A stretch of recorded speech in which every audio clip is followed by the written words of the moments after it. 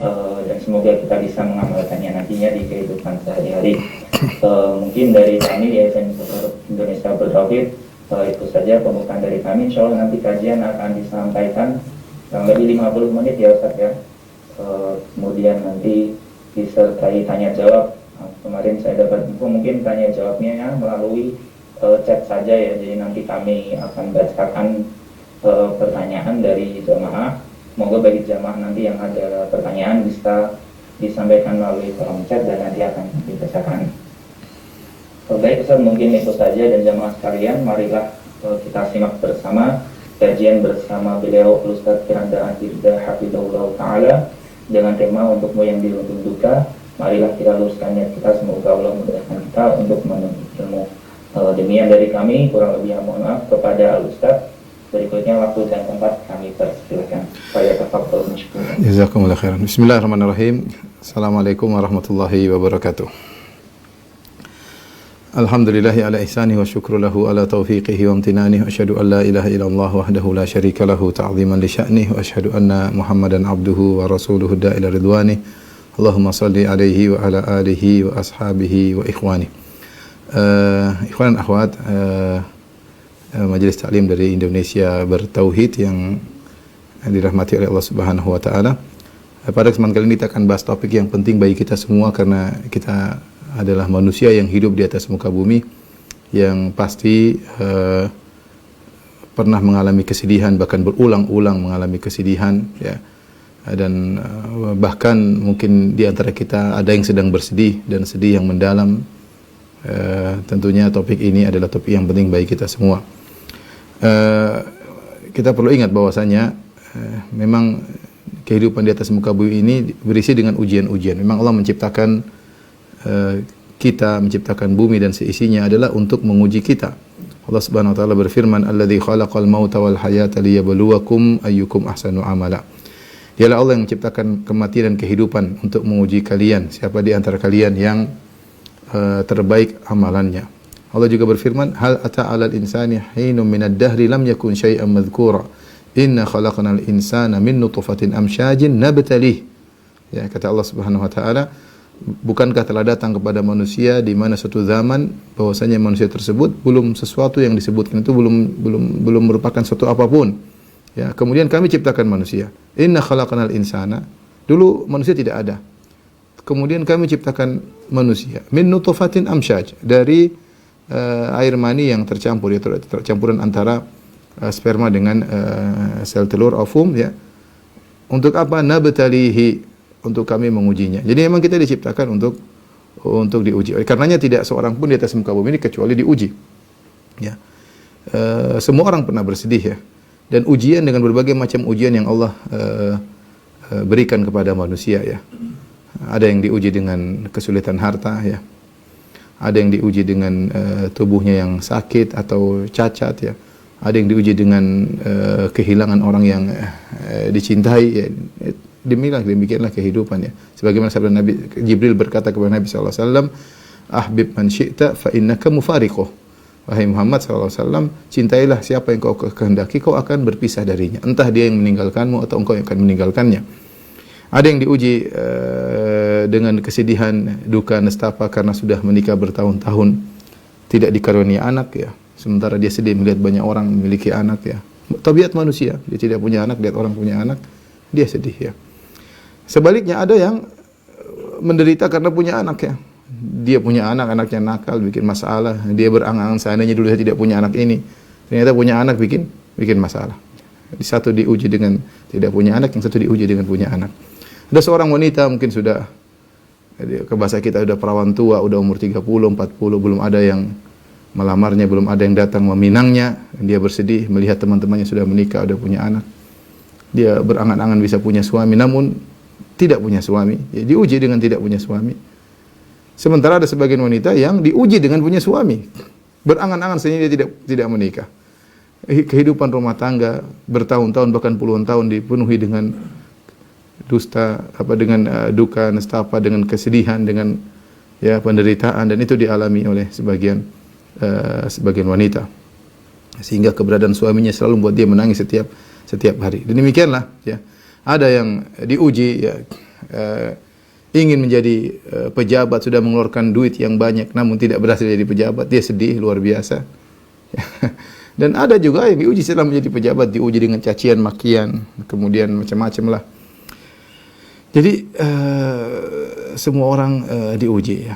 Dan jangan disangka bahwasanya hanya si miskin yang diuji, si kaya juga diuji. Jangan disangka hanya rakyat jelata yang diuji, pejabat juga diuji ya. Bahkan terkadang kita sebagai rakyat jelata, terkadang kita melihat sebagian pejabat, meskipun dia tersenyum dalam senyumannya, kita yakin di balik senyumannya itu membawa banyak permasalahan, banyak penderitaan yang harus dia tahan, banyak beban dan pikiran, ya, yang saya tidak bisa bayangkan seandainya saya di posisi dia, apa yang bisa saya, mau kebahagiaan apa yang mau saya dapatkan, ya. Sementara sebagian orang mungkin bukan pejabat rakyat, tapi mungkin senang-senang saja, santai-santai saja, menjalani kehidupan dengan tawa dan gembira.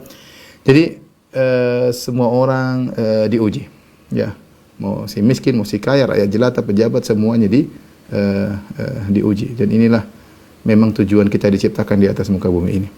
Demikian juga orang yang tidak soleh saja diuji, apalagi orang yang soleh. Orang kafir saja diuji, apalagi orang mukmin. Sementara Allah Subhanahu wa taala telah berjanji untuk menguji orang-orang yang beriman. Dalam banyak ayat, di antaranya Allah Subhanahu wa taala berfirman, Alif Lam Mim, ahasiban nasu ayyutraku ayyaqulu amanna wa hum la yuftanun. Walaqad fatanna alladhina min qablihim fala ya'lamanna Allahu alladhina shadaqu wa la ya'lamanna al-kadhibin. Alif Lam Mim. Apakah manusia menyangka dibiarkan begitu saja mengucapkan kami telah beriman dan mereka tidak diuji? Sungguh kami telah menguji orang-orang sebelum mereka agar Allah tahu mana di antara mereka yang imannya benar dan mana di antara mereka imannya yang dusta. Dan ini adalah konsekuensi dari hikmah Allah Subhanahu wa taala untuk menguji, untuk membedakan mana yang imannya benar, mana yang imannya tidak benar. Orang beriman pasti diuji. Allah berfirman, "Am hasibatum an tadkhulul jannata wa lamma ya'tikum mathalul ladzina khalau min qablikum massathumul ba'sa'u wad-dharra'u wa zulzilu."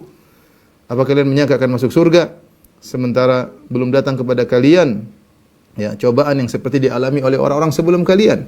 Mereka ditimpa dengan penderitaan, digonjang ya. Wa zulzilu, penderitaan, kesulitan, digoncang ya. Jadi orang beriman justru dijanjikan oleh Allah untuk diuji. Dan semakin tinggi keimanan, semakin berat ujian. Ibarat pohon semakin tinggi, maka semakin kuat angin yang akan menerpanya. Dan ini telah dijelaskan oleh Nabi SAW. Rasulullah SAW pernah ditanya, Man asyadun nasi bala'an, ya Rasulullah, siapa orang yang paling berat ujiannya? Maka Rasulullah SAW menjelaskan, asyadun nasi bala'an al-anbiya, yang paling berat ujiannya adalah para nabi. Thumma salihun, kemudian orang soleh. Thumma al-amsal fal-amsal, kemudian yang selanjutnya dan selanjutnya. Yubtala rajulu ala qadri imanihi, seorang diuji berdasarkan imannya. In kana fi imanihi salabatun zida fi balaihi, kalau imannya kuat maka akan ditambah ujiannya. Wa in kana fi imanihi riqqatun, kalau ternyata imannya lemah ketika diuji, khuffifa anhu, akan dikurangi. Maka orang semakin soleh semakin berat ujiannya ya. Ujian tentu bermacam-macam, tidak mesti ujian fisik, tidak mesti ujian kesulitan ekonomi, ujian dengan berbagai macam bentuknya, hinaan, cercaan, makian, tuduhan yang tidak benar ya. Dan kalau kita lihat, kalau saya renungkan, orang yang paling berat ujiannya ya, adalah Nabi SAW, paling berat ujiannya. Diuji dari segala sisi. Rasulullah SAW ya. Jadi orang paling mulia, dia diuji dari segala sisi. Bayangkan, lahir sudah tidak punya bapak. Lahir dalam kondisi yatim, tidak punya bapak. Hanya punya seorang ibu. Kemudian dia dirawat di Taif, di Bani Sa'ad ya. Halimah Sa'diyah ya, terpisah dari ibunya karena demi kemaslahatan dia. Ya, kemudian tinggal bertahun-tahun, kalau tidak salah 4 tahun. Kemudian setelah itu tinggal bersama ibunya cuma sekitar 2 tahun dalam perjalanan dari Mekah menuju Madinah. Ketika ingin balik, mampir suatu tempat namanya Al-Abwa, ibunya sakit, lantas meninggal. Bayangkan anak umur 6 tahun cuma punya seorang ibu, kemudian ibunya meninggal dan dia lihat bagaimana ibunya meninggal di tempat Al-Abwa, bukan di kampung bapaknya, bukan di kampung ibunya. Dalam kondisi safar. Bagaimana kondisi seorang anak seperti itu ya? Ujian dialami oleh Nabi SAW. Kemudian hidup miskin dari kemudian dirawat oleh kakeknya, mendapat sedikit kebahagiaan, kemudian dirawat oleh pamannya Abu Thalib yang miskin, yang harus akhirnya Nabi SAW harus kerja menjadi penggembala kambing. Bukan kambing-kambing dia, kambing orang-orang. Dia ala qararit ya, untuk mendapatkan di ahli Makkah, dia menggembalakan kambing-kambing milik penduduk Makkah untuk mendapatkan beberapa uang, ya kepingan uang, sen-sen untuk dia bantu pamannya tersebut. Setelah itu kemudian menikahlah, kemudian diangkat menjadi seorang nabi, maka ujian semakin berat, ya. Dimusuhi ya oleh kaumnya, ya. Makanya saya bilang Nabi diuji dari segala sisi. Kalau dari sisi kehilangan orang-orang yang dicintai banyak, ya. Bagaimana dia kehilangan ibunya di depan matanya. Bagaimana kehilangan Khadijah radhiyallahu taala, istri yang sangat dia cintai, meninggal di saat-saat dia lagi berat-beratnya. Kaum Quraisy lagi mengintimidasi semakin keras kepada dakwah Islam ketika itu. Nabi lagi butuh teman curhat di rumah, tahu-tahu istrinya meninggal dunia. Yang dia cintai juga pamannya Abu Talib yang selama ini membela dia meninggal di saat-saat kondisi dakwah semakin berat, ya. Yang akhirnya membuat Nabi harus pergi meninggalkan kota Mekah. Kemudian diuji dengan ditinggal oleh anak-anaknya seluruhnya meninggal. Baik Qasim, Abdullah, Zainab, Ruqayyah, Ummu Kulthum, Ibrahim, 6 anaknya meninggal di hadapan Nabi sallallahu alaihi wasallam, ya. Yang tidak meninggal adalah Fatimah saja. Fatimah meninggal setelah wafatnya Nabi sallallahu alaihi wasallam. Semua anak-anaknya meninggal. Kita tahu betapa sedih seorang ketika anaknya meninggal, ya. Makanya ketika Nabi sallallahu alaihi wasallam pernah datang kepada seorang wanita, dia menangis di kuburan. Kata Rasulullah sallallahu alaihi wasallam, "Ya hadhihi, ya isbiri, ya wahtasibi, ya wahai fulana, bersabarlah, berharaplah pahala dari Allah Subhanahu wa taala." Maka wanita ini berkata, "Ilaika anni, pergilah engkau dariku. Innaka lam tusab bi musibati." Kau tidak ditimpa dengan musibah yang aku rasakan. Anakku meninggal. Kau bilang aja, cuma bilang sabar, sabar, sabar, ya. Dia tidak tahu bahwasanya Nabi sallallahu alaihi wasallam telah mengalami apa yang dia alami. Nabi, 6 anaknya semua meninggal. Bahkan Ibrahim meninggal di pangkuan Nabi sallallahu alaihi wasallam sampai Nabi menangis. Ya. Sampai Nabi menangis, ya. Dan ini menunjukkan ujian berat bagi Nabi. Jadi ditinggal, kehilangan orang-orang yang dicintai. Bagaimana pamannya? Pamannya Hamzah bin Abdul Muttalib yang sangat dicintai oleh Nabi sallallahu alaihi wasallam. Saudara sepersusuan Nabi sallallahu alaihi wasallam meninggal, ya, dalam perang Uhud. Dan banyak sahabat-sahabat Nabi yang Nabi kenal mereka, yang Nabi sayang sama mereka, meninggal dalam peperangan, dan itu semua adalah kesedihan bagi seseorang. Ya, saya saja di musim Covid ini dengar si fulan teman meninggal, kemudian Ustadz fulan meninggal. Kita sedih. Daftar nomor telepon mereka mulai saya hapus-hapusin dari HP saya, ya. Artinya bagaimana lagi dengan orang-orang terdekat seperti anak, istri, paman, kemudian teman dekat, ya. Ini semua dialami oleh Nabi, mengalami ujian ditinggal oleh orang yang dia cintai. Belum diuji dengan diusir dari kaumnya, diusir dari negerinya, dari kota Mekah harus pergi. Belum diuji dari sisi secara mental, bagaimana dituduh sebagai orang gila, sebagai dukun, sebagai pendusta, ya. Jadi kalau kita bicara, saya bilang dari fisik, bagaimana Nabi dilempar sampai berdarah, sampai besi masuk di pipinya, ya, sampai kakinya dilempar ketika di Taif sampai berlumuran darah, ya, sampai darah keluar dari wajah Nabi sallallahu alaihi wasallam. Sementara Nabi mendakwahi mereka agar masuk Islam, Nabi dilemparin sampai berdarah, ya. Kemudian Nabi diracun oleh seorang wanita Yahudiyah di perang Khaybar, akhirnya itu sebab beliau meninggal dunia. Kalau beliau sakit, kemudian sampai panasnya 2 kali lipat, ya. Innaka latuka, ya. Kata Nabi sallallahu alaihi wasallam, "Inni aku kama aku rajulani minkum." Ya.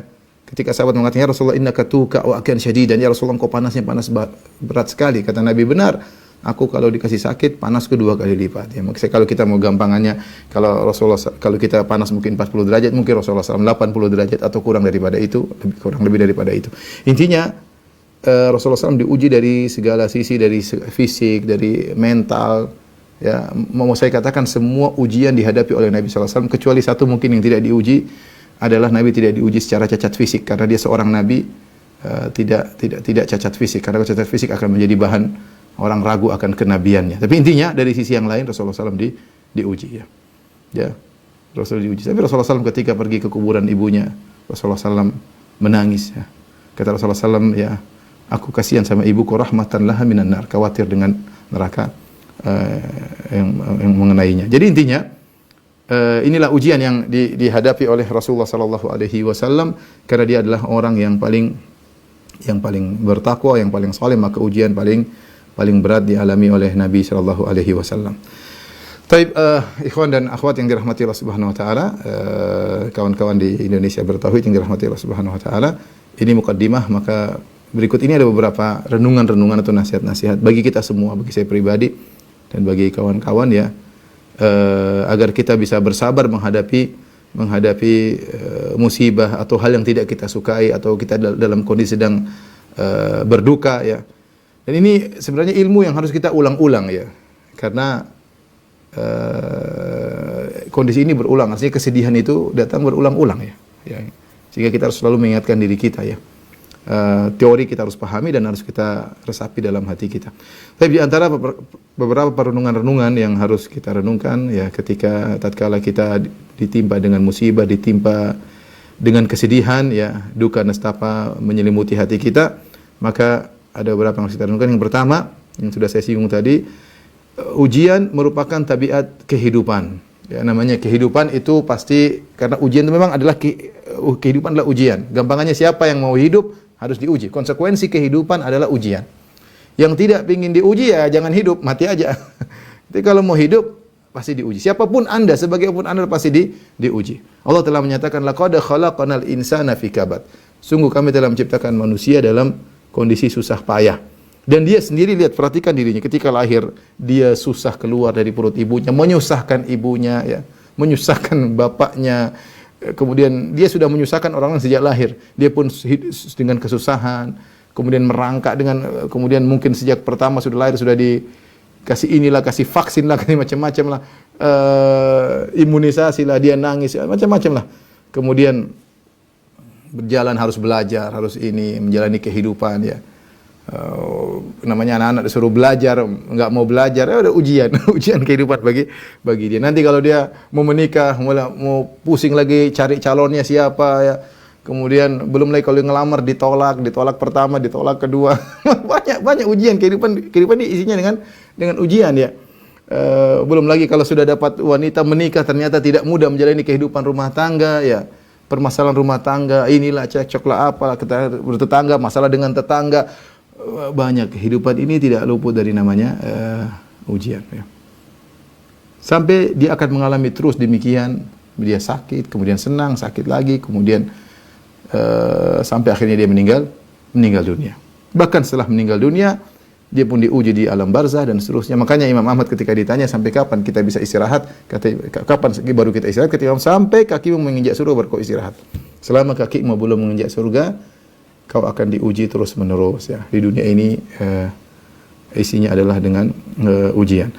Oleh karena Imam Syafi'i pernah berkata, mihanuz zamani katsiratun la tanqadi wa sururuhu ya'tika kal a'yadi. Ini perkataan Imam Syafi'i. Dia berkata rahimahullahu taala bahwasanya cobaan zaman, penderitaan zaman ini atau ujian-ujian kehidupan sangatlah banyak. La tanqadi, tidak pernah terputus.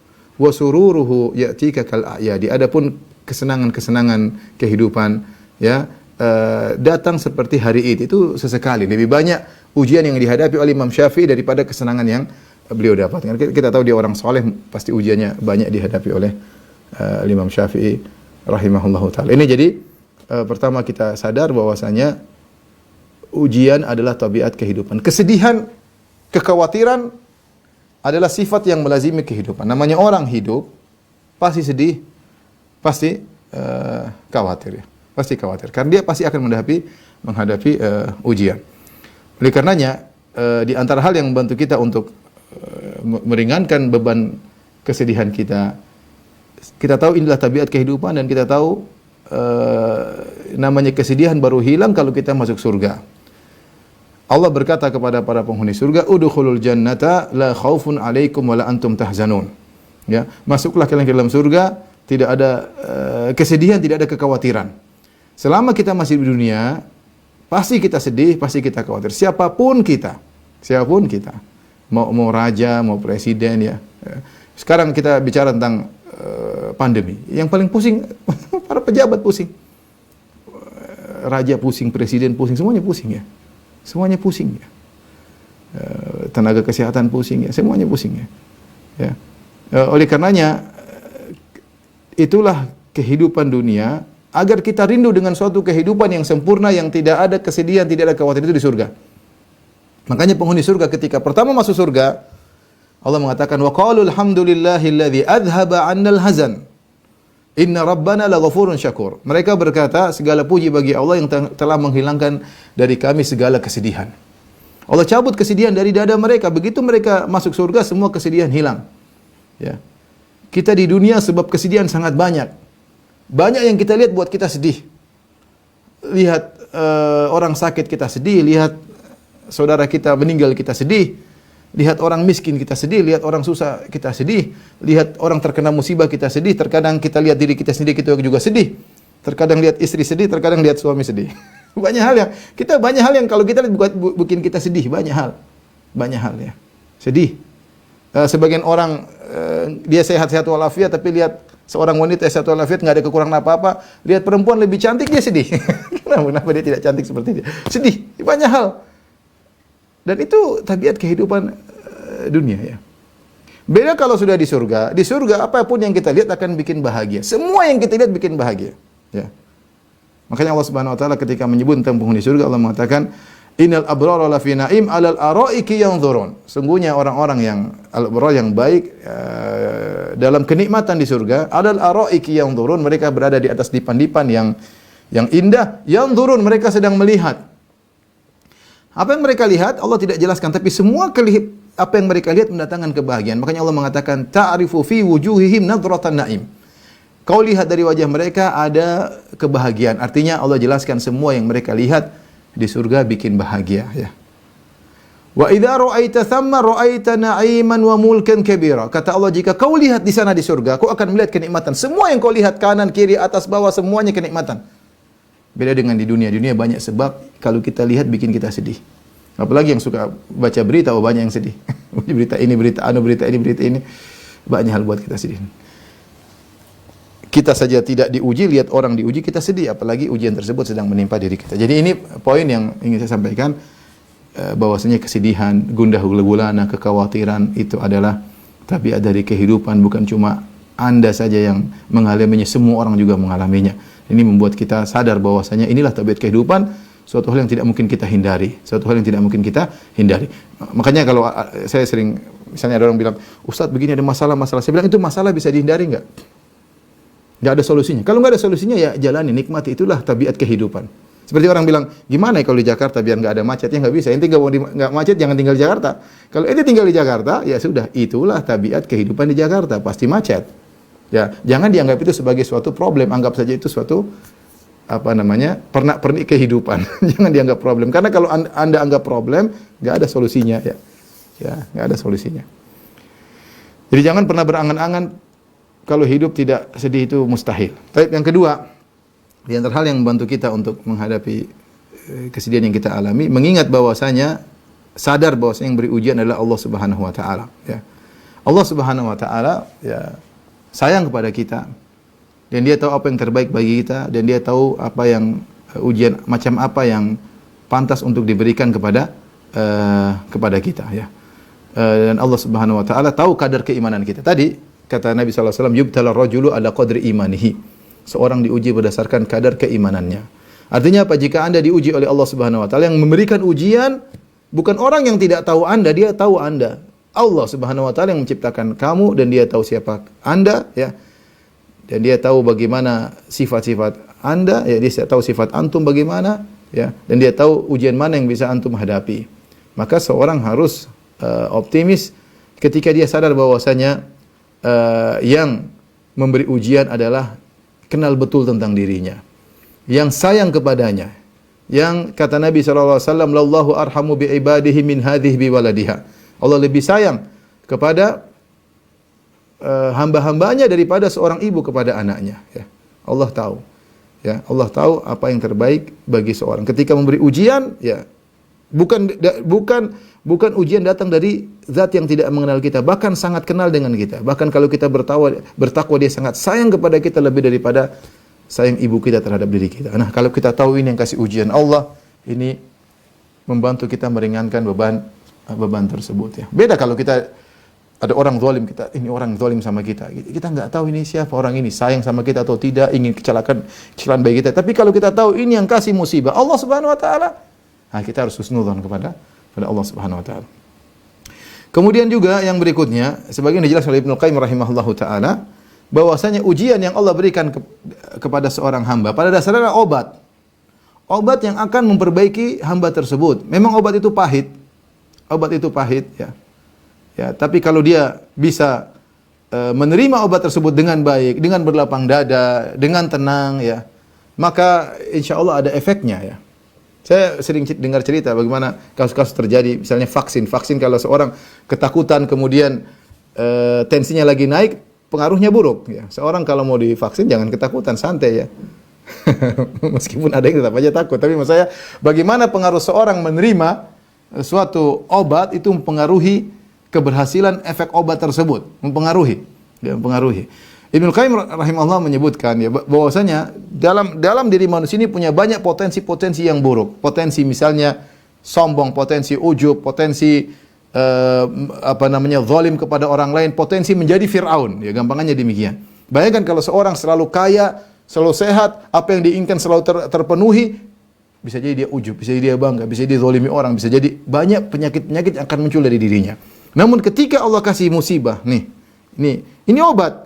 Sehingga tadinya dia mau ujub nggak jadi ujub, tadinya mau sombong nggak jadi sombong, tadinya mau mentang-mentang nggak jadi mentang-mentang, tadinya mau maksiat gara-gara punya harta banyak nggak jadi maksiat. Allah kasih dia musibah, itu obat, terimalah obat tersebut dengan baik.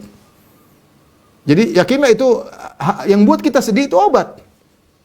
Yang penting Anda minum obat tersebut dengan baik. Kadarnya Allah sudah tentukan. Ya kalau kita dokter obat sehari 3 kali itu sudah tahu ya.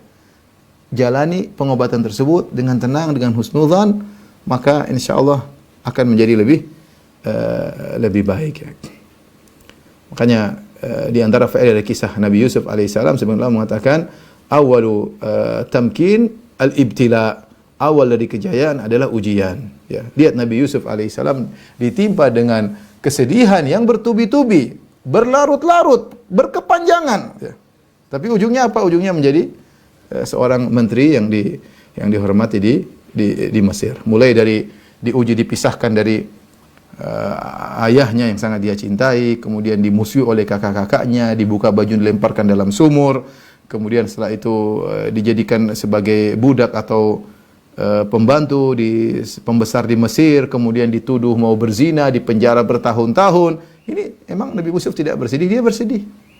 Dia bersedih. Tetapi itu semua dia hadapi dengan ihsan, dengan baik dia hadapi. Dia menerima obat tersebut dengan baik. Makanya Nabi Yusuf ketika dia sekabarkan kepada kakak-kakaknya, Allah mengabarkan bagaimana Nabi Yusuf diberikan kenikmatan, Allah berfirman, innallaha la yudhi'u ajral muhsinin. Allah tidak akan menyia-nyiakan ganjaran orang yang berbuat ihsan. Artinya kata sebagian ulama, Nabi Yusuf alaihissalam sejak ujian pertama sampai terakhir dia selalu ihsan dalam menghadapi ujian tersebut. Tidak ngamuk-ngamuk, tidak mencak-mencak, tidak banting sana banting sini, dan itu semua tercatat padahal bertahun-tahun lama. Ada yang mengatakan Nabi Yusuf terpisah dari bapaknya, ada yang bilang 80 tahun dan 40 tahun, intinya puluhan tahun Nabi Yusuf menjalani ujian tersebut satu demi satu, terus dan dia hadapi dengan ihsan seluruhnya. Hasilnya adalah ya efek dari obat yang luar biasa ya. Makanya awwalut tamkin al-ibtila, awal dari kejayaan adalah ujian. Siapa yang bisa menerima ujian tersebut, obat tersebut dengan baik, dia akan meraih hasil yang luar biasa. Tapi barang siapa yang acuh tak acuh, tidak perhatian, bahkan tidak suka dengan obat tersebut dan yang lainnya, maka belum tentu memberikan efek yang baik. Baik, di antara hikmah dari musibah yang buat kita sedih ya, Allah Subhanahu wa taala ingin memunculkan dari diri kita ya ibadah-ibadah yang luar biasa yang tidak mungkin dilakukan kalau tidak dikasih musibah. Ya. Bayangkan seorang tatkala terkena musibah, apa yang muncul dari hatinya ya? Dia tawakalnya tinggi kepada Allah Subhanahu wa taala. Dia hanya berserah diri kepada Allah Subhanahu wa taala. Dia bangun malam dia menangis dalam salatnya, dia menangis dalam doanya. Yang itu tidak mungkin dia lakukan secara sebagai sifat manusiawi. Kalau dia lagi kaya raya, lagi nyaman, lagi senang-senang, itu gimana? Enggak mungkin muncul. Itu hanya muncul ketika dia dilanda dengan musibah, lagi bersedih, duka nestapa meliputi hatinya, bingung mau kemana ya. Kayaknya semua pintu telah tertutup. Tatkala itu tawakalnya tinggi sekali. Dia tahu pintu langit tidak bakalan pernah tertutup. Dan ini bisa dirasakan oleh orang terkena musibah. Muncullah ibadah-ibadah yang Allah sukai dari sang hamba ketika dia sedang terkena musibah ya. Makanya bisa jadi seorang dililit utang. Dia bangun malam berdoa, ya Allah lunaskan hutang-hutangku, tapi Allah tidak lunaskan. Kalau Allah lunaskan, dia sudah enggak sholat malam lagi. Makanya Allah kasih utangnya enggak lunas ya. Bahkan bisa jadi utangnya semakin banyak sehingga dia semakin bertawakal kepada Allah Subhanahu wa taala ya. Jadi dengan apa namanya? Dengan kesedihan, dengan musibah akan muncul ibadah-ibadah yang tidak akan muncul ketika seorang dalam kondisi lagi senang-senang, lagi bersukacita, dan ini di antara hikmah kenapa Allah kasih kita musibah. Dan dalam tawakal tersebut ada kelezatan tersendiri ya. Memang seorang lagi sedih, tapi ketika dia tawakal kepada Allah, dia bangun, dia menangis, berharap kepada Allah. Orang semua sedang tidur, dia berdoa kepada Allah. Saat itulah Allah berikan kebahagiaan dalam dirinya karena dia bertawakal kepada Allah Subhanahu wa taala. Kemudian ikhwan dan akhwat yang dirahmati Allah Subhanahu wa taala ya. Di antara hal yang mungkin membuat kita bisa mengurangi kesedihan kita, bahwasanya jika seorang diuji ya, berarti dia dalam kebaikan. Dan banyak hadis-hadis yang menunjukkan akan hal ini. Ya, ujian tersebut tanda Allah mencintainya. Ujian tersebut berarti Allah ingin kebaikan baginya ya. Dalam hadis kata Rasulullah SAW, man yuridillahu bihi khairan yusibu minhu. Siapa yang Allah ingin kebaikan baginya, Allah timpakan dia musibah. Ya, Allah timpakan musibah. Ini dalil bahwasanya musibah adalah tanda Allah cinta kepadanya. Ujian itu tanda Allah cinta kepadanya. Makanya lihat di zaman Nabi Yakub, siapa orang paling dicintai oleh Allah Subhanahu wa taala? Nabi Yakub alaihissalam. Nabi Yakub alaihissalam. Itu orang yang paling dicintai oleh Allah Subhanahu wa taala. Tapi Allah uji dia dengan terpisah dari orang yang sangat dia cintai. Allah ketika milih ujian untuk Nabi Yakub bukan ujian sembarangan. Bukan ujian fisik, terpisah dari orang yang sangat dia cintai, buah hatinya, itu Yusuf alaihissalam. Ya. Sampai para ulama menyebutkan ketika Nabi Yakub menangis, dia mengatakan innama ashku bathi wa huzni ila Allah. Aku hanya mengeluhkan kesedihanku, dan bath itu kesedihan tingkat tinggi hanya kepada Allah. Kenapa disebut al-bath? Disebutkan karena Nabi Yakub tidak tahu apa yang terjadi dengan Yusuf. Dia tahu Yusuf masih hidup. Seandainya kalau Yusuf meninggal, selesai, kesedihannya mungkin selesai. Ya, tetapi dia tahu anaknya ini masih hidup dan dia tidak tahu bagaimana nasibnya. Itu yang jadi membuat dia semakin bersedih. Anak saya ini bagaimana nasibnya? Apa yang terjadi pada diri dia enggak tahu. Terputusnya kabar dan dia tahu anaknya masih hidup dan dia berharap akan bertemu suatu hari, itu penderitaan yang lebih parah daripada hilang begitu saja. Ini Allah bikin ujian kepada Nabi Yakub alaihissalam sehingga dia mengalami bukan huzun saja, tapi al-bath juga. Disebut di sebagian tafsir oleh para ulama karena bath itu karena dia tidak tahu bagaimana kondisi anaknya ini. Dan itu terpisah 40 tahun paling tidak antara Nabi Yakub dengan Nabi Yusuf. Bayangkan, dia orang yang paling dicintai oleh Allah Subhanahu wa taala, tapi Allah kasih dia ujian yang paling berat ketika itu. Karenanya seorang husnudzon kepada Allah ketika diuji dengan kesedihan, bukan berarti Allah benci kepada dia. Belum tentu bukan berarti Allah kemudian mencampakkannya, tidak. Tapi bisa jadi Allah sayang kepada dia. Tinggal bagaimana sikap dia menghadapi ujian tersebut. Tentu kita tidak ingin diuji. Siapa sifat manusia tidak ingin diuji? Tapi ujian itu pasti datang. Nah, kalau ujian datang, ya kita husnudzon, berarti Allah hendaki kebaikan bagi kita. Ingat tentang kisah Nabi Yakub alaihissalam, paling dicintai oleh Allah tapi paling berat ujiannya. Paling berat ujiannya sampai dia menangis setiap hari sampai akhirnya matanya pun wabiyadhat ainahu, maka matanya pun putih yaitu buta karena tangisan yang tiada henti dari matanya ya.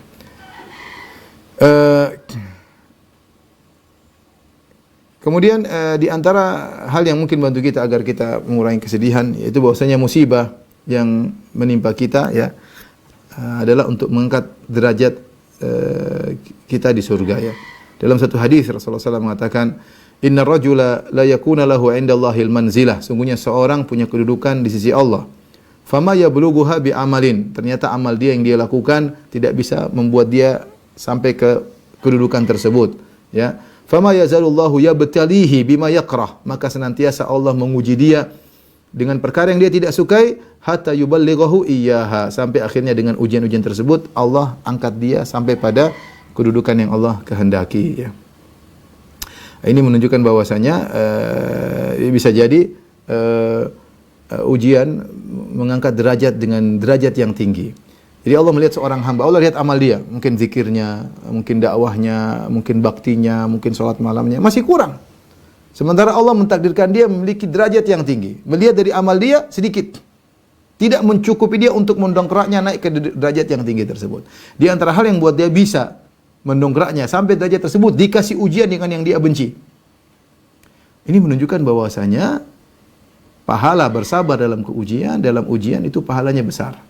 Karena tadi amal-amal dia tidak cukup untuk mendongkrak dia sampai ke derajat yang tinggi. Ya. Maka Allah kasih ujian yang dia tidak suka, jiwanya tidak suka, namun dia bersabar, akhirnya dia bisa sampai pada derajat yang tinggi tersebut. Dalam riwayat yang lain, Rasulullah SAW bersabda, Innal abda idza sabaqat lahu minallahi manzilah. Sungguhnya seorang hamba jika telah tercatat memiliki kedudukan yang tinggi di sisi Allah, lam yablugha bi amalihi. Ternyata amal dia tidak mampu membuat dia sampai kepada manzilah kedudukan tersebut. Ibtalahu Allahu fi jasadihi, maka Allah akan menguji dia pada jasadnya. Au fi malihi, atau Allah uji dia pada hartanya. Au fi waladihi, atau Allah mengujinya pada anaknya. Ya. Jadi ujian Allah berikan bermacam-macam ya agar dia mencapai manzilah tersebut ya dengan kesabaran. Tapi di antara hal yang membuat kita mengurangi kesedihan, kita tahu bahwasanya setiap musibah yang kita alami mengurangi dosa. Setiap kesedihan Anda, setiap air mata yang keluar dari mata Anda itu mengurangi dosa-dosa. Ma yusibil muslim min wasabin wala nasabin wala saqamin wala hazanin. Tidaklah suatu musibah menimpa seorang muslim, baik keletihan, sakit, letih, sakit, sedih. Kesedihan apapun yang menimpa ya akan mengurangi dosa. Hatta alham yahummuhu, bahkan kegelisahan ya dalam hatinya itu juga akan mengurangi dosa-dosanya ya. Demikian juga dalam hadis yang lain, wala adzan wala ghammin ya. Hatta syauka yushakuha, tidak ada juga gangguan orang kepada dirinya, orang menzaliminya, dan tidak ada kegelisahan kecuali akan mengurangi dosa-dosanya. Terkadang sebenarnya mengatakan terkadang dia lagi tidak ada masalah, tidak bikin masalah sama orang, tahu-tahu dia kayak gelisah ya. Dia kayak gelisah, koknya gelisah, koknya enggak tenang, kok hatinya sedih. Sudah, itu mengurangi dosa-dosa. Itu mengurangi dosa-dosa. Ya udah tinggal kita menghadapi kesedihan tersebut bagaimana caranya, ya. Tapi apa yang menimpa hati kita berupa kekhawatiran, kesedihan, kegelisahan, itu semua akan mengurangi dosa-dosa dengan syarat dihadapi dengan kesabaran. Sampai Rasulullah SAW bersabda, "Ma yazalul bala' bil mu'min wal mu'mina fi nafsi waladi wa mali hatta yalqallahu wa ma alaihi khati'ah." Senantiasa musibah menimpa seorang mukmin dan menimpa seorang wanita mukminah pada dirinya, pada anaknya, pada hartanya sampai dia bertemu dengan Allah tidak ada dosanya sedikit pun. Allah bersihkan di dunia sebelum bertemu dengan Allah Subhanahu wa taala. Ketika dia meninggal dunia kosong, plong, enggak ada dosanya sama sekali. Memang berat ya. Tetapi itulah Allah ingin kebaikan kepada seorang hamba dengan berikan ujian kepadanya yang bertubi-tubi. Saya ingatkan kembali bahwasanya kita tidak minta ujian dari Allah. Ya, tapi kalau ada musibah kita bersabar. Sebagaimana Nabi sallallahu alaihi wasallam mengatakan, la tatamannau liqa'al adu wa sallallahu al-afiyah. Jangan berangan-angan untuk bertemu dengan musuh. Mintalah keselamatan. Tapi kalau idza laqitumuhum fasbiru. Kalau bertemu dengan musuh maka bersabar. Jangan minta-minta dikasih musibah oleh Allah Subhanahu wa taala. Mintalah keselamatan. Kalau bisa diberi keselamatan oleh Allah itu yang terbaik. Tapi Allah yang lebih tahu apa yang maslahat bagi kita. Kita ingin sih nyaman, sehat, kaya, masuk surga. Itu semua cita-cita manusia. Tapi Allah tahu yang terbaik bagi seorang hamba. Allah yang menciptakan kita, ala ya'lamu man khalaq. Bukankah yang menciptakan tahu tentang apa yang dia ciptakan? Apa yang maslahat bagi kita, Allah lebih tahu daripada diri kita sendiri ya. Di antara hal yang membantu meringankan kesedihan adalah kita merenungkan bahwasanya bisa jadi musibah yang menimpa kita ini adalah untuk menghindarkan dari musibah yang lebih besar. Untuk menghindarkan musibah yang lebih besar. Kesedihan yang kita alami ini bisa jadi untuk menghindarkan kita dari musibah yang lebih besar. Husnudzon aja kepada Allah Subhanahu wa taala. Cerita hal ini sangat banyak. Saya dulu punya kawan cerita, dia naik pesawat terlambat, terkena macet. Ketika dia sudah terlambat pesawat terbang, ternyata pesawatnya meledak ya. Pesawatnya meledak atau jatuh, saya lupa. Intinya ini contoh bahwasanya terkadang kita terkena musibah, kita bersedih, ternyata Allah sedang menghindarkan kita dari musibah yang lebih besar ya. Musibah yang lebih besar.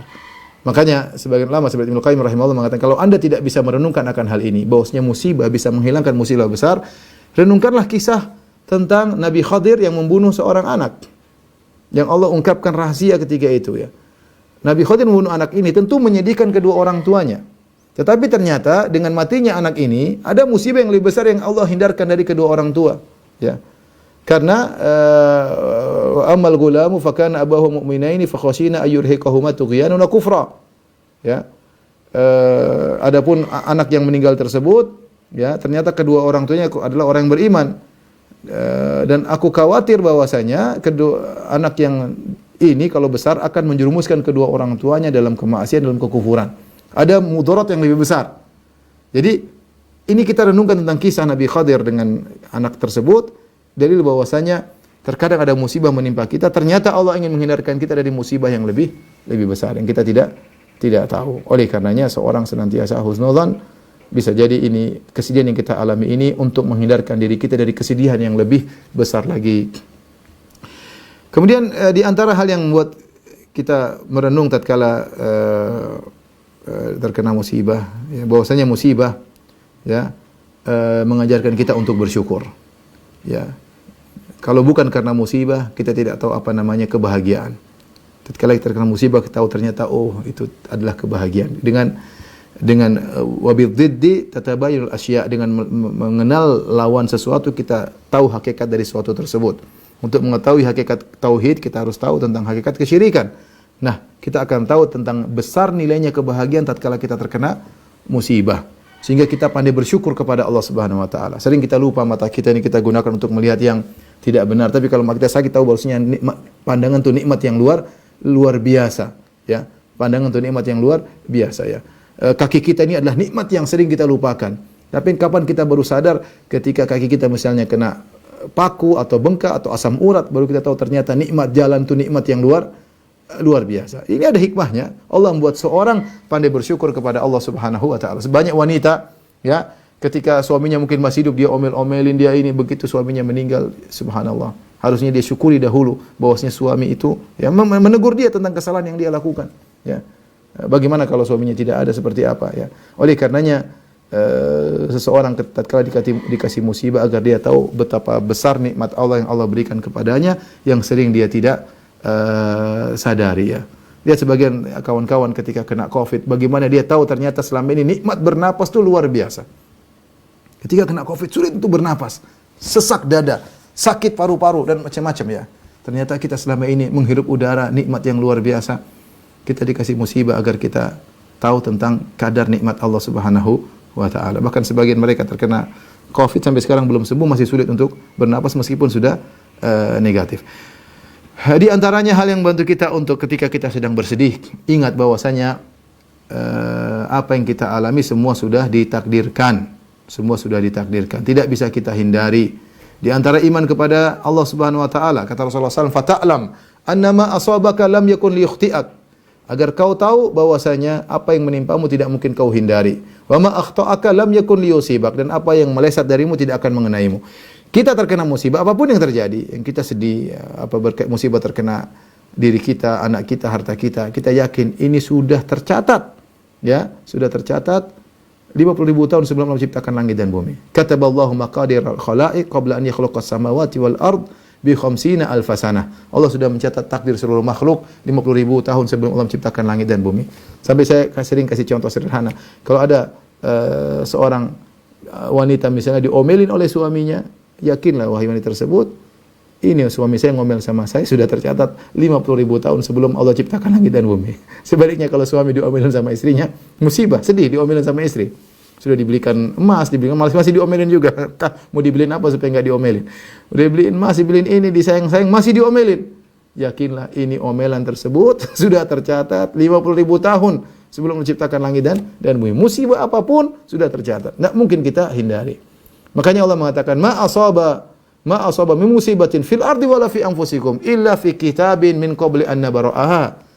Apapun musibah yang menimpamu pada dirimu atau terjadi atas muka bumi, kecuali fi kitab, sudah tercatat di Lauhil Mahfuz, min qabli an nabra'aha, sebelum kami ciptakan musibah tersebut, sebelum kami eksekusikan musibah tersebut. Likaila ta'sau ala ma fatakum, agar engkau tidak terlalu bersedih, ya, putus asa dari apa yang luput darimu, ya. Makanya seorang ketika terkena musibah, ucapan yang pertama dan dia ucapkan, dia bilang qaddarallahu ma syafa'al. Semua sudah ditakdirkan. Mau diapain? Inna lillahi wa inna ilaihi raji'un. Semua sudah diatur oleh Allah. Kita milik Allah dan kembali hanya kepada Allah Subhanahu wa taala. Ya. Ini membuat sangat ringan musibah ketika seorang beriman dengan takdir. Sudah ditakdirkan, mau apa lagi? Ya. Kita menghadapi dengan cara yang terbaik ya. Tetapi musibah itu menimpa tidak bisa kita hindari. Siapapun dirimu. Mau kau panglima, mau kau raja, presiden, kalau terkena musibah kau tidak akan bisa menghindarinya. Sudah ditakdirkan.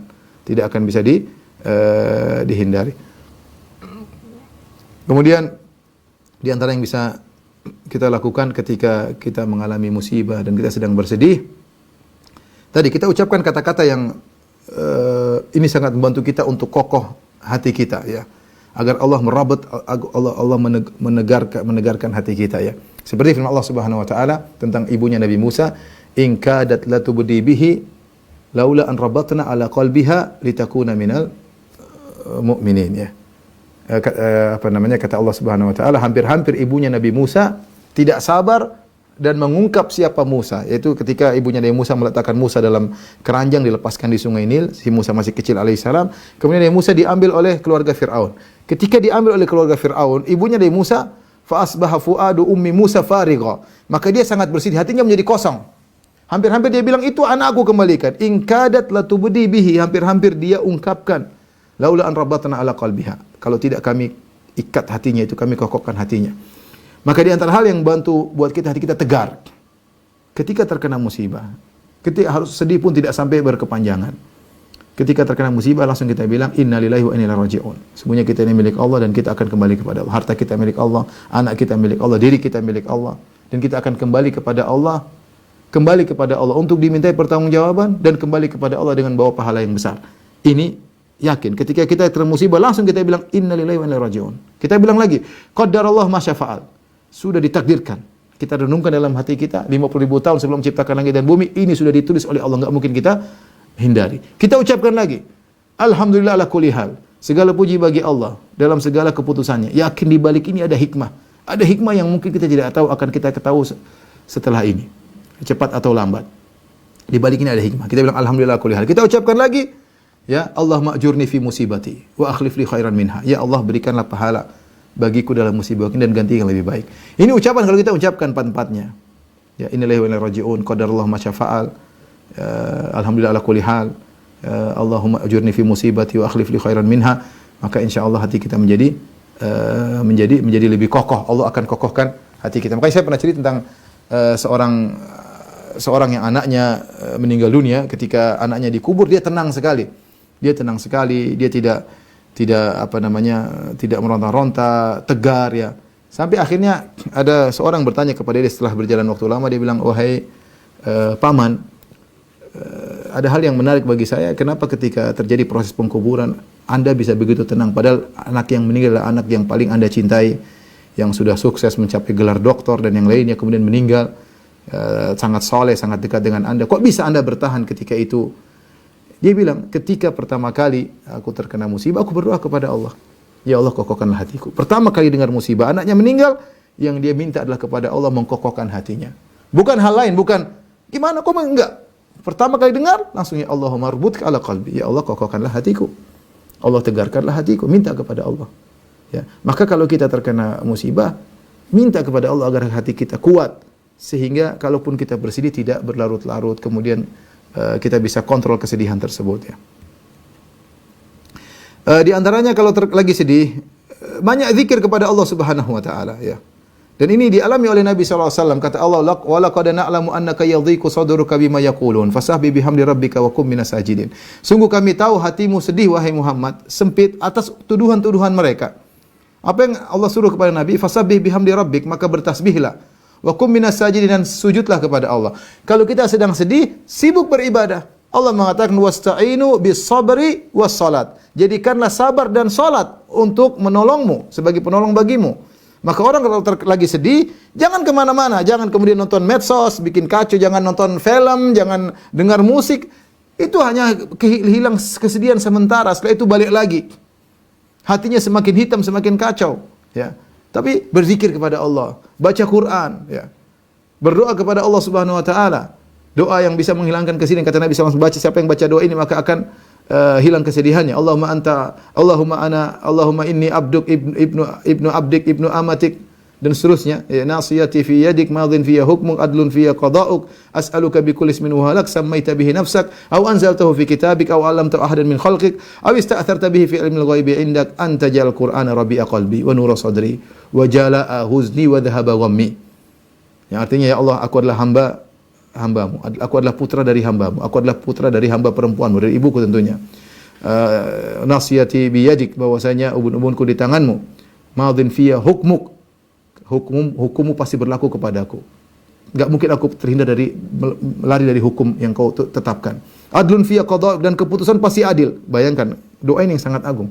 Keputusanmu kepadaku pasti adil. Aku sedih, aku ini pasti adil. Ya, terkena musibah pasti adil, ya.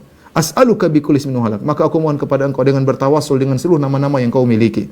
Samaita bihi nafsak, yang Kau namakan dirimu dengan nama-nama tersebut. Au anzaltahu fi kitabik, atau nama-nama yang Kau turunkan dalam Al-Qur'an. Au 'allamtahu ahadan min khalqik, atau nama-nama yang Kau ajarkan kepada Nabi sallallahu alaihi wasallam. Anta ja'al Qur'ana rabi'a qalbi. Au ista'tharta bihi fi ilmil ghaibi indak, dan nama-nama yang Kau sembunyikan dalam ilmu ghaibmu. Anta ja'al Qur'ana rabi'a qalbi, dan agar Kau menjadikan Qur'an sebagai penyejuk hatiku, wa nura sadri, dan menjadi cahaya bagi dadaku, wa jala'a huzni, untuk menghilangkan kesedihanku, wa dhahaba ghammi, untuk melenyapkan kegelisahanku. Siapa yang baca doa ini ketika sedih, Allah akan hilangkan kesedihannya. Praktek, ya. Jangan cuma sekedar dihafal, praktekkan doa tersebut ketika Anda sedang bersedih. Insyaallah Allah akan hilangkan kesedihan tersebut. Jadi kalau sedang terkena musibah, sedih, sibuk dengan dekat kepada Allah, salat, zikir, berdoa, bukan malah kesana kemari, nonton ini, nonton anu, dengar musik macam-macam. Itu hanya semakin menambah kegelisahan. Kalaupun hilang cuma sementara, setelah itu akan balik lagi kegelisahan dan macam-macam pemikiran, suudzon, dan macam-macam terkumpul dalam dada. Taib,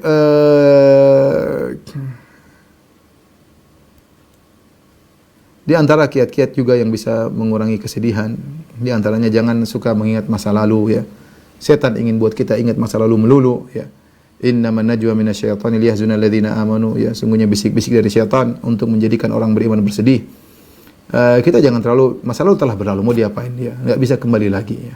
Yang kita fokus ke depan, bagaimana kita menghadapi depan. Kalau terbetik masa lalu, ya kita bersedih, innalillahi wa inna ilaihi raji'un, atau kita berdoa, tapi jangan kita menyengaja untuk mengingat masa lalu. Makanya di antara kesalahan seorang wanita ketika misalnya anaknya meninggal, kemudian dia taruh boneka-bonekanya di kamarnya. Ya bagaimana dia mau lupa dengan semua itu?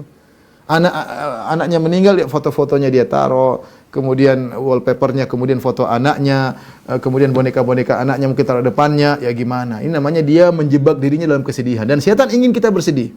Kalau kita sudah bersedih berlebihan, banyak kewajiban yang tidak bisa kita tunaikan. Seorang wanita kalau sudah sering bersedih berlebihan, gimana dia mau melayani suaminya? Bagaimana dia mau ngaji? Bagaimana dia mau menuntut ilmu? Banyak hal membuat dia akhirnya, dan itu setan ingin dia terpalingkan daripada banyak kemaslahatan. Maka di antara hal yang buat kita agar tidak terlalu bersedih, masa lalu lupakan. Memang tidak bisa kita atur hati kita, tapi kita jangan menyengaja untuk mengingat. Kalau terbetik, ya kita ingat, ya kita sedih, biasa saja. Hal yang wajar, tinggal kita berdoa kepada Allah, ya. Tapi menyengaja, ya, nostalgia yang membuat kita sedih, maka ini tidak baik, ya. Kemudian di antaranya, ya, di antara hal yang bisa menghilangkan kesedihan, sibuk untuk membantu orang lain, orang lain, ya. Kalau kita membantu orang lain, maka kita akan dilapangkan dada. Sebagai contoh, Allah berfirman, ya ayyuhalladzina amanu idza qila lakum tafassahu fil majalisi fafsahu yafsahillahu lakum. Wahai orang beriman, jika dikatakan kepada kalian lapangkanlah majelis biar orang lain bisa masuk di majelis, yang berdiri bisa duduk, yafsahillahu lakum, Allah akan beri kelapangan bagi kalian, termasuk kelapangan dada. Ya, makanya di antara hal yang bisa menghilangkan kesedihan adalah dengan membantu orang lain. Dengan membantu orang lain dengan ikhlas kepada Allah Subhanahu wa taala, bukan mencari pujian dan sanjungan, maka ini saya akan membantu menghilangkan kesedihan, Makanya saya sering sampaikan, orang yang paling bahagia adalah Nabi SAW, karena waktunya untuk membantu orang lain. Taib, ikhwan dan akhwat yang dirahmati Allah Subhanahu wa taala, yang terakhir, ya, adalah senantiasa optimis kalau kita ditimpa dengan kesedihan, musibah, bahwasanya musibah tersebut akan hilang cepat atau lambat, ya. Sebagaimana musim panas akan berganti dengan musim dingin, ya. sebagaimana mendung akhirnya akan bergeser, sebagaimana musim kemarau akhirnya akan turun hujan, ya. Dan Allah berfirman, "Inna ma'al usri yusra." Sungguhnya bersama dengan kesulitan ada kemudahan, ya. Bersama dengan kesulitan ada kemudahan. Allah tidak mengatakan setelah kesulitan ada kemudahan, tapi Allah mengatakan bersama kesulitan ada kemudahan. Memberi isyarat kepada kita bahwasanya pertolongan itu sangat dekat dan berbarengan. Tinggal kita mengatur hati agar segera datang pertolongan tersebut, agar musibah tersebut diangkat. Kalau musibah berkepanjangan, yakinlah itu obat memang masih kita butuhkan. Allah lagi ingin mengangkat derajat kita dengan derajat setinggi-tingginya. Ini saja mungkin rekan-rekan dari Indonesia Bertauhid yang bisa saya sampaikan. Semoga bermanfaat bagi diri saya dan juga antum sekalian. Wallahu a'lam bishawab. Kalau ada yang bertanya saya persilahkan.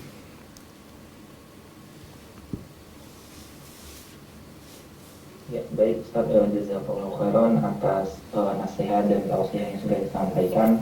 Alhamdulillah dari kolom chat ini sudah cukup banyak pertanyaan yang masuk, Ustaz. Mungkin Ana bacakan dahulu beberapa pertanyaan. Mungkin ini pertanyaan yang cukup banyak juga yang disampaikan di chat. Ana bacakan terkait seseorang atau saudara kita yang ditimpa musibah dengan orang tua yang dia non muslim atau dia murtad. Dari hamba Allah. Assalamualaikum Ustaz, innalillahi, saya sedang berduka. Kedua orang tua saya memiliki guru spiritual beragama Katolik yang mengajari mereka untuk beribadah secara rohani saja. Nah, mereka bahkan percaya semua orang bisa menemui Allah dengan cara meditasi. Mereka sekarang sudah tidak sholat, tidak puasa, dan tidak lagi melakukan ibadah yang diajarkan secara syariat. Saya dan adik-adik saat ini masih dalam pendidikan dan masih sangat bergantung pada mereka, terutama perihal keuangan. Nah, apa yang harus saya lakukan dan adik-adik lakukan? Apakah kedua orang tua saya sudah dikategorikan murtad? Terima kasih Ustaz. Ini adalah tentu hal yang sangat menyedihkan, bagaimana kita sangat sayang kepada orang tua kita dan kita tahu betapa besar jasa kedua orang tua kita. Ternyata orang tua kita terkena syubhat dan akhirnya bergeser akidahnya, mulai meninggalkan syariat dan terjerumus dalam kekufuran. Ya, terjerumus dalam kekufuran. Ya, nasihat saya tinggal dinasihati, ya, dinasihati. Ini orang tuanya masih hidup kan? Masih hidup, tentunya dinasihati dengan semaksimal mungkin dengan kesabaran. Dan ini butuh ilmu tentang tauhid, jelaskan tentang masalah tauhid, ya, tentang kesyirikan, ya, bahwasanya agama-agama adalah agama yang isinya kesyirikan. Dan sambil berdoa kepada Allah agar Allah mengembalikan mereka kepada kebaikan. Tentu saya sering sampaikan, ya, sebagian orang, saya kemarin beberapa waktu yang lalu, bukan kemarin, beberapa yang lalu, ada seorang datang setelah saya sholat subuh, dia datang, kemudian dia menyampaikan kesedihan yang dia rasakan. Ya, ini alhamdulillah kalau orang tua masih hidup, masih ada kesempatan untuk perbaiki, masih bisa diperbaiki. Tapi sebagian orang diuji dengan musibah yang lebih besar, ketika orang tuanya meninggal dalam kondisi syirik atau dalam kondisi kufur kepada Allah Subhanahu wa taala. Dia datang sampai dia menangis di depan saya, dia bilang, "Ya Ustaz, apa tidak ada kesempatan bagi saya untuk mendoakan kedua orang tua saya?" Ya. Artinya betapa kesedihan yang dia rasakan. Tapi saya bilang, Allah Subhanahu wa taala memberikan kita contoh-contoh bahwasanya bukan cuma Anda yang diuji dengan ujian tersebut. Ada orang-orang hebat yang diuji dengan ujian tersebut. Contohnya Nabi Ibrahim alaihissalam. Ibrahim alaihissalam bagaimana tidak sedih ayahnya meninggal dalam kondisi kafir. Itu membuat dia terus sedih, ya. Orang tuanya yang sangat dia cintai meninggal dalam kondisi kafir. Contohnya lagi misalnya Nabi Nuh alaihissalam. Putranya yang sangat dia cintai sampai dia minta kepada Allah, sampai Allah tegur dia saking sayangnya dia kepada anaknya. Ya. Tapi begitulah. Jadi ada contoh-contoh orang-orang yang diuji dengan orang-orang yang mereka cintai meninggal dalam kondisi non muslim, ya, maka menjadi pelajaran bagi kita. Demikian juga pendapat jumhur ulama tentang Nabi Muhammad SAW yang kedua orang tuanya meninggal dalam kondisi non muslim. Ini juga merupakan ujian tersendiri bagi Nabi SAW. Nah, mumpung kedua orang tua masih hidup, ya, nasihati mereka, ya, tapi dengan ilmu, ya. Saya harap yang bertanya belajar tauhid, kemudian mulai diskusi dengan kedua orang tuanya sambil berdoa kepada Allah Subhanahu wa taala. Salat malam, ya Allah berilah hidayah kepada kedua orang tuaku, ya. Kalau kita tulus berdoa, mudah-mudahan Allah akan buka hatinya. Tapi tugas kita hanya menyampaikan dan lihat, kenali syubhat-syubhat apa yang dimiliki oleh kedua orang. Karena dia pasti punya syubhat. Dia pasti punya syubhat. Kenali syubhat tersebut dan berusaha menjelaskan kebatilan syubhat tersebut. Wallahu a'lam bishawab. Ya baik Ustaz, jazakallahu khairan atas jawabannya. Berikutnya pertanyaan atas nama Suci. Assalamualaikum warahmatullahi wabarakatuh. Afwan Ustaz, mau bertanya, apakah jika seseorang tidak berhasil melalui ujian dari Allah, yaitu dia tidak ridho dengan ujian yang menimpa padanya, maka derajatnya tidak ditinggikan oleh Allah? Dan bagaimana cara membedakan ujian atau hukuman yang sebenarnya menimpa seseorang? Jazakallahu khairan. Ulama berpendapat bahwasanya pendapat yang kuat, ada khilaf tentang apakah musibah itu sendiri otomatis menghapuskan dosa, ataukah sikap orang menghadapi musibah itulah yang menghapuskan dosa. Ada yang mengatakan musibah itu sendiri kalau mengena otomatis menghapuskan dosa. Namun pendapat yang lebih tepat bahwasanya bukan musibah yang menghapuskan dosa, tapi sikap seorang menghadapi musibah tersebut. Karena musibah itu suatu hal yang tidak bisa dihindari, tapi bagaimana sikap dia menghadapi musibah tersebut. Oleh karenanya justru orang kalau tidak bisa menghadapi musibah dengan tenang, justru memperburuk kondisinya. Rasulullah SAW bersabda, "Laisa minna man darabal khududa wa syaqqal juyuba wa da'a bid'awal jahiliyah." Bukan dari golonganku seorang tatkala terkena musibah menampar-nampar pipinya, merobek-robek bajunya dan menyuruh dengan seruan jahiliyah. Artinya dia melakukan hal-hal yang menunjukkan ketidaksabarannya dengan sikapnya atau dengan perkataannya, protes kepada keputusan Allah, baik dengan ucapan maupun dengan sikap. Ketika dia melakukan tersebut, dia tidak mendapatkan pahala, dosa-dosanya tidak berkurang, justru dia semakin terpuruk. Bahkan Rasulullah mengatakan, "Laisa minna," bukan dari golonganku. Ini menguatkan pendapat bahwasanya musibah jika datang tidak otomatis derajat orang naik dan tidak otomatis dosa-dosa gugur. Tetapi bagaimana sikap dia yang menentukan akan hal tersebut. Kalau sikapnya baik, sabar, maka itulah derajatnya naik, dosa-dosanya digugurkan. Tapi jika dia menghadapi musibah tersebut dengan omelan, dengan amukan, kemarahan, ya maka tidak dapat ya. Faman radhiya falahu ridha wa man sakhita falahu sukhtu. Kata Nabi sallallahu alaihi wasallam, "Inna Allah idza ahaba qauman ibtalahum." Ya, Allah kalau mencintai suatu kaum Allah uji mereka, dan ketika seorang diuji Allah mengatakan faman radhiya, siapa yang ridha dengan ujian tersebut, falahu ridha, bagi dia keridhaan Allah Subhanahu wa taala. Man sakhita, siapa yang marah ketika diuji, falahu sukhtu, maka dia akan dimurkai oleh Allah Subhanahu wa taala. Jadi sikap orang yang menghadapi musibah itu yang menentukan. Kalau dia bersabar, tinggi derajatnya, dikurangi dosa-dosanya. Kalau dia tidak sabar, semakin terpuruk. Pertanyaan berikutnya, bagaimana membedakan antara musibah dengan hukuman? Ya sudahlah, kita sulit untuk membedakan hal tersebut. Ya, kalau kita bilang ini adalah ujian untuk mengangkat derajat, ya kita ini siapa? Ya, kemungkinan besar kita dikasih musibah karena dosa yang kita lakukan. Tapi yang jelas, kalau Anda sabar menghadapi, entah itu ujian, entah itu hukuman, yang penting Anda sabar, maka Anda akan dapat dua bonus. Tinggi derajat dan dikurangi dosa-dosa. Kalau pertanyaan ini ditujukan kepada orang soleh, kepada ulama, kepada para nabi, kita boleh katakan jelas-jelas ujian yang menimpa mereka adalah untuk meninggikan derajat. Bukan karena dosa, karena mereka jauh dari dosa. Tapi kalau itu ditujukan kepada kita, yang kita ini penuh dengan dosa, yang senantiasa berinteraksi dengan medsos, melihat apa yang diharamkan, mendengar apa yang tidak diperbolehkan, tidak bisa menahan lisan untuk mengucapkan hal yang buruk, hati penuh dengan suudzon dan macam-macamnya, kemungkinan ujian tersebut yang menimpa kita adalah hukuman, kemungkinan besar, meskipun kita nggak bisa pastikan. Tapi terlepas musibah yang menimpa kita, apakah ujian untuk menekan derajat ataukah hukuman karena dosa-dosa kita, yang penting bagaimana kita menghadapinya. Kalau kita sabar, kita akan mendapatkan dua bonus, sekaligus tinggi derajat, diampuni dosa-dosa. Allah a'lam bishawab. Ya, baik Ustaz, jazakallahu khairan atas jawabannya. Kita lanjutkan Ustaz, pertanyaan berikutnya. Mungkin ini musibah terkait ini Ustaz, pernikahan dan perceraian Ustaz, dari atas nama Anis Alfiandi. Assalamualaikum warahmatullahi wabarakatuh. Ustaz, apakah kesedihan saya sebagai penebus dosa saya karena saya memilih bercerai dari suami disebabkan sikap suami yang tidak taat kepada Allah dan kadang melakukan kesyirikan? Ya, insyaAllah, itu saya katakan tadi, ya, kesedihan adalah suatu hal yang melazimi, bahkan bukan cuma kita, Nabi SAW pun bersedih, ya, Nabi SAW bersedih. Cuma kita hadapi kesedihan tersebut dengan kesabaran, Makanya disebut dengan as-sabru, bahasa Arabnya al-habsu, menahan. sedih tapi kita husnudzon kepada Allah, sedih tapi kita tetap menjalankan kewajiban kepada Allah Subhanahu wa taala. Dan kalau anti melakukan hal tersebut karena Allah Subhanahu wa taala, niscaya kalau kesedihan yang anti tidak inginkan selalu mendatangi hati, insyaallah itu tetap meninggikan derajat, mengurangi dosa-dosa. Jangan terjebak dengan kesedihan. Ya, usahakan mencari solusi, mencari jalan yang lain. Kebahagiaan tidak mesti dengan si fulan. Allah bisa buka kebahagiaan dari jalan yang lain, ya. Kalaupun kita tidak bisa bahagia 100%, kita bisa bahagia 70%.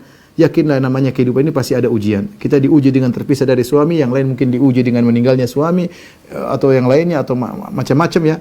Jadi jangan terjebak dengan kesedihan, berusaha cari solusi, cari jalan yang baik, ya. Tetapi kalau kesedihan terus datang, ya, tidak bisa kita tolak, maka insyaallah itu adalah bentuk dari musibah yang akan menambah derajat dan mengurangi dosa-dosa jika kita sabar menghadapinya. Wallahu a'lam bishawab. Mas, coba pertanyaan terakhir kalau ada. Oh, oke, baik Ustaz. Baik, pertanyaan terakhir Ustaz. Atas nama Adida Bintang Ustaz. Ya, Assalamualaikum warahmatullahi wabarakatuh. Assalamualaikum Ustaz. Ustaz, Nana izin bertanya, apakah ujian itu termasuk ujian juga Ustaz? Mungkin melengkapi dari pertanyaan lain juga ada yang bertanya, apakah kenikmatan itu juga termasuk ujian Ustaz, dan bagaimana kita menyikapinya dengan baik? Ya, tentu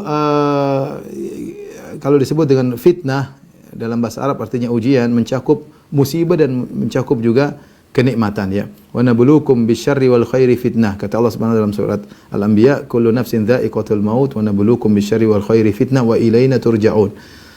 Setiap yang bernyawa akan merasakan kematian, dan kami menguji kalian dengan keburukan dan dengan kebaikan, ya, sebagai ujian, sebagai fitnah. Wa ilaina turja'un, dan kepada kamilah kalian akan dikembalikan, akan dikembalikan. Artinya apapun yang dihadapi oleh seorang, kesulitan atau kemudahan, itu adalah ujian yang Allah berikan kepadanya. Dia harus hadapi dengan baik.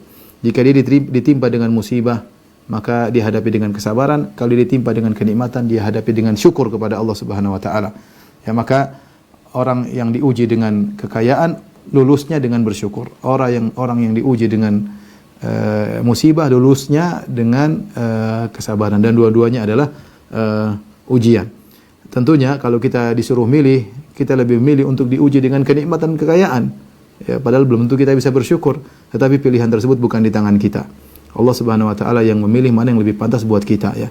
Seakan-akan kita merasa kalau saya diuji dengan kekayaan, dengan ketampanan, dengan kegagahan tubuh, dengan jabatan, saya akan bisa memberi kenikmatan kepada kaum muslimin. Ini belum tentu. Betapa banyak orang, ya, sebagaimana Allah Subhanahu wa taala, wa minhum man ahadallah la in atana min fadlihi lanasaddaqanna wa lanakunanna minas salihin. Sebagian orang berkata, kalau kami diberikan karunia oleh Allah, kami benar-benar akan bersedekah dan kami benar-benar akan menjadi orang saleh. Falamma atahum, ya, tatkala datang kenikmatan tersebut, ya, bakhilu bihi, mereka jadi pelit, ya. Oleh karenanya model ujian tidak bisa kita pilih. Jangan kita pilih ujian karena kita enggak tahu apa yang lebih maslahat bagi kita. Biarkanlah Allah yang memilih, ya. Al khair khairatullah, ya. Yang terbaik adalah pilihan Allah Subhanahu wa taala. Ketika Allah memilih ujian buat kita, yakinlah itu yang terbaik. Itu yang terbaik. Itu tidak usah kita ragu. Allah yang lebih tahu tentang kita, dan Allah yang memilihkan ujian bagi kita. Yang diuji dengan kekayaan, silakan bersyukur kepada Allah. Gunakan kenikmatan tersebut untuk meninggikan derajat Anda di akhirat. Sedekahkan, ya, bantu dakwah, bantu orang-orang susah. Jangan simpan uang kebanyakan, nanti hisabnya panjang, ya. Yang diuji dengan kesulitan, sakit, kemiskinan, sabar. Yakinlah itu yang terbaik yang Allah pilih untuk kita. Wallahu a'lam bishawab. Demikian saja, kurang lebih saya mohon maaf. Wabillahi taufiq wal hidayah. Assalamualaikum warahmatullahi wabarakatuh.